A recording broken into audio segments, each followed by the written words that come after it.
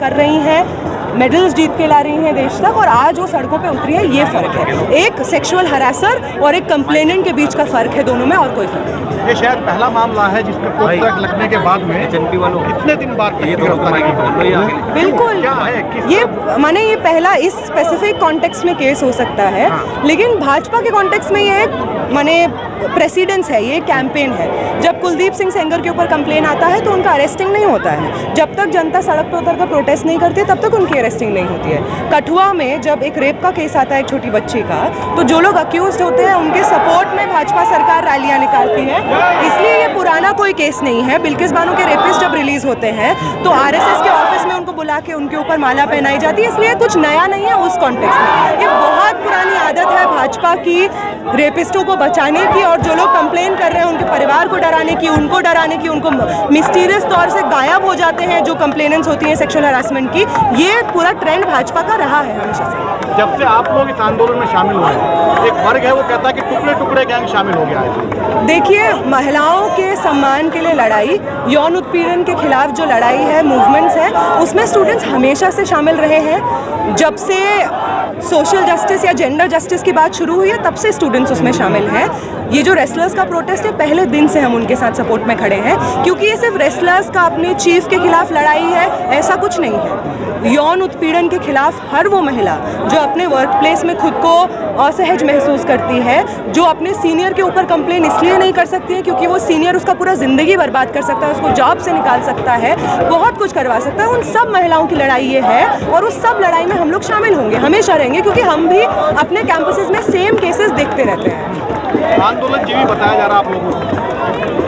आंदोलन वो चीज़ होती है जिसकी वजह से हमको हमारे देश को बहुत ही लंबे संघर्ष के बाद आज़ादी मिली थी। उस कॉन्टेक्स्ट में भगत सिंह एक आंदोलन जीवी रहे हैं, उस कॉन्टेक्स्ट में सुखदेव एक आंदोलन जीवी रहे हैं, उस कॉन्टेक्स्ट में महात्मा गांधी एक आंदोलन जीवी रहे हैं, उस कॉन्टेक्स्ट में बहुत लोग आंदोलन जीवी रहे हैं जिन्होंने अंग्रेज़ों के खिलाफ लड़ते हुए गोलियां खाई हैं, डंडे खाए हैं, जेल गए हैं। और हाँ, उस हर कॉन्टेक्स्ट में हम लोग आंदोलन जीवी हैं। इस देश को बचाने के लिए हमें जिस आंदोलन में उतरना पड़ेगा इस सरकार के खिलाफ, हम उतरेंगे। एक बड़ा गंदा ट्रेंड इस देश में देखा गया पिछले कुछ वर्षों में कि आरोपी हो या मुजरिम, उसके पक्ष में पंचायतें होती हैं, आंदोलन होते हैं, ऐसा ही इस केस में हो रहा है।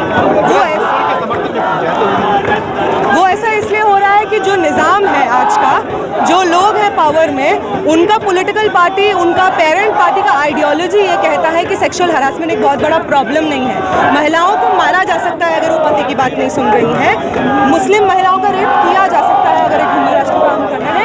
ये सब उनके आइडियोलॉग सावरकर, गोलवलकर कहते हैं, अपनी किताबों में लिखते हैं। इसलिए आज जब ये सब हम लोग देखते हैं कि सरकार में सत्ता में करने वाले लोग कर रहे हैं, वो नेता जिनको चुन के भेजा गया वो कर रहे हैं, तो जनता को लगता है कि ये सब किया जा सकता है। इसलिए इस सब के खिलाफ लड़ने के लिए ज़रूरी है कि सत्ता में ऐसे लोग बैठें जो समझते हैं जेंडर जस्टिस क्या है, जो समझते हैं सोशल जस्टिस क्या है, जो समझते हैं कि ह्यूमन राइट्स क्यों ज़रूरी है। एक वर्ग है वो कह रहा है कि पहलवानों का आंदोलन तो एक बहाना है कि टारगेट जो है मोदी है, मोदी को हटाने का टारगेट है, विपक्ष को 2024 के लिए कोई मुद्दा नहीं मिल रहा, इसलिए पहलवानों को भड़का। मैंने अभी बोला साथी, जैसे मैं बोल रही थी कि जो सत्ता में है वो सत्ता में किन वजहों से है और सत्ता में रहते हुए क्या क्या करते हैं, इससे बहुत डिटरमिन करता है कि समाज में किस तरीके की पॉलिसीज़ बनेगा, किस तरीके का पॉलिटिक्स होगा।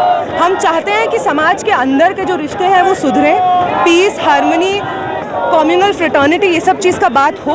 इसलिए ज़रूरी है कि ये निज़ाम को पलटना होगा हमें, और उस निज़ाम में नरेंद्र मोदी खुद को सेंटर में मानते हैं। जब किसी राज्य में इलेक्शन होता है तो मोदी का फ़ोटो पहले होता है, बाद में वहाँ के जो नेता होते हैं उनका फ़ोटो होता है। इसलिए जब सेक्सुअल हरासमेंट का बात आएगा तब भी मोदी से पूछा जाएगा कि क्यों उनके पार्टी में जिसके ऊपर सेक्सुअल हरासमेंट का केस है उसको अभी तक अरेस्ट नहीं किया।